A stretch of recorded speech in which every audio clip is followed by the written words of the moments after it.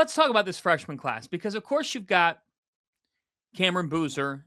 AJ Dybantsa had an amazing performance this past weekend in the win over Utah. Now you have the potential for Dybantsa versus Darryn Peterson on Saturday. So it's a two-part question here. Number one, Fresh of the Year race / this freshman class in general. How do you categorize this freshman class compared to others that you've covered? Number two, who might win the award for National Fresh of the Year?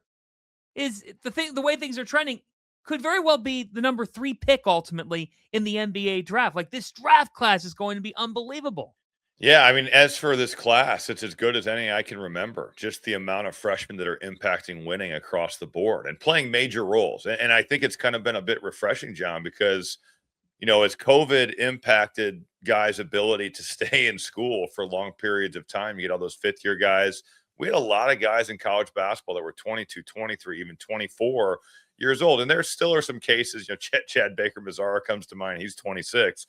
So there still are some older guys around college hoops. But for the most part, this narrative has shifted back as freshmen have played well. You mentioned Dybantsa and the season that he's had out of BYU. He's an incredible talent on the wing. Think of Tracy McGrady archetype of that 6'8", athletic, plays the wing, 3-and-D type player, but explosive scorer. Darryn Peterson, a combo guard who's been hurt, but, obviously his talent is so, so high. When you look at just his efficiency of being in the lineup, out of the lineup, those two guys will jockey for being the first and second pick in the draft, you'd have to think. But it goes beyond that, whether it's Caleb Wilson at North Carolina. We mentioned Kingston Flemings and kind of how he's come on, for the Houston Cougars.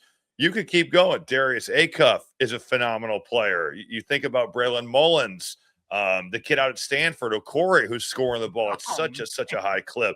Keaton Wagler goes for 46 points at Mackey Arena, which nobody does. It's just Koa Pete, Braylon Mullins, just keep going on and on and on with these freshmen. It's truly a tremendous year.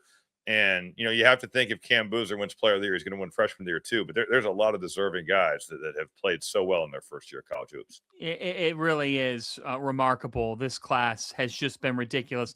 That makes what we'll see in March Madness even more appetizing. College basketball is better in the ratings game, in the everything game, when there are freshmen who are going to be doing it in the NBA, doing it at a high level when games are this consequential. What a year to tank, right?